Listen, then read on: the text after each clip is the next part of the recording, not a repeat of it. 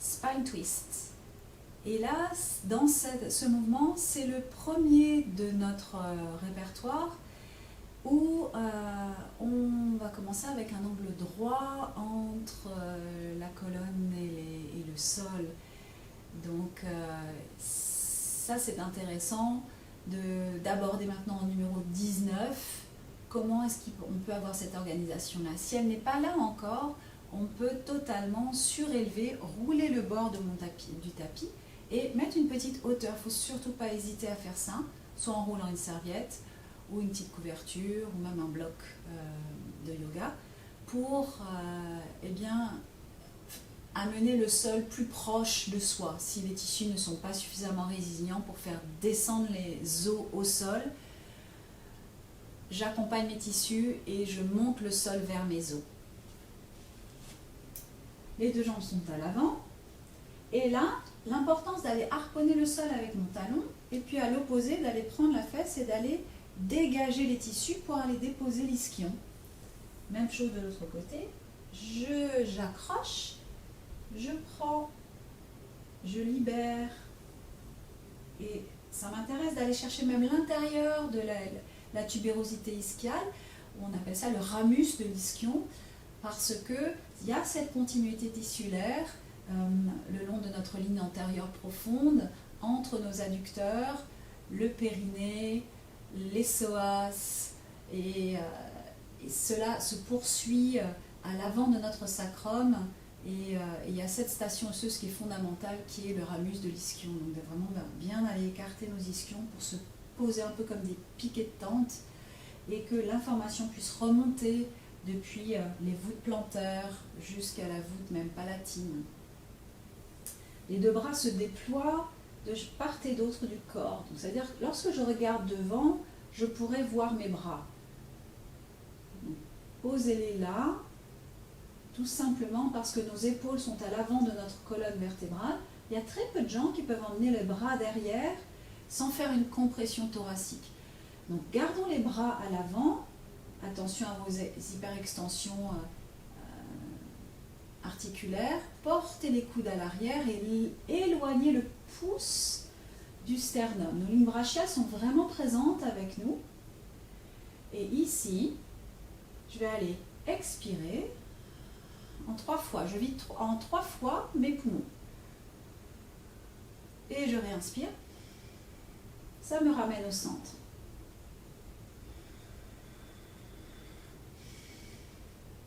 Je réinspire.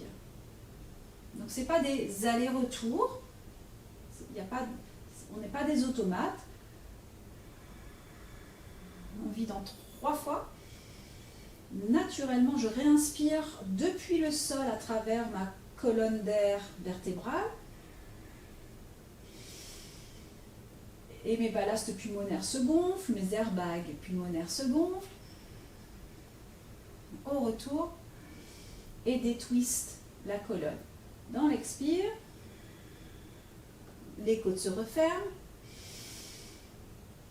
Naturellement, le corps va chercher l'inspire à cause de la différence de pression entre l'intérieur de mes poumons et l'air environnant.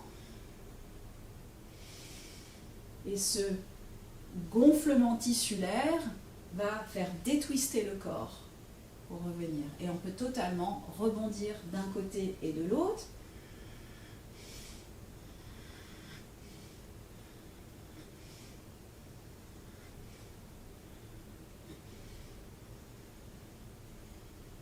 Dans ce spine twist. Dans le spine twist, le mouvement va être initié par nos extrémités des bras.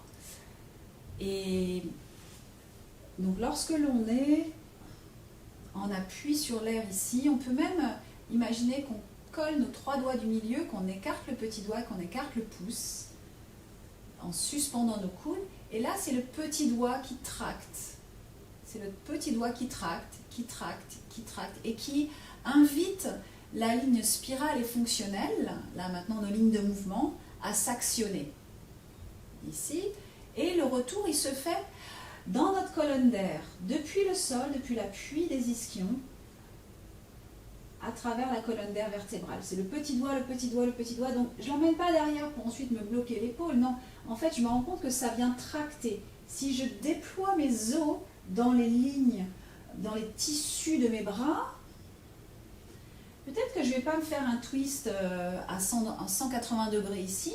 Ça ira moins loin, mais ce sera plus organique et certainement plus respectueux d'une stabilité globale et d'une organisation globale.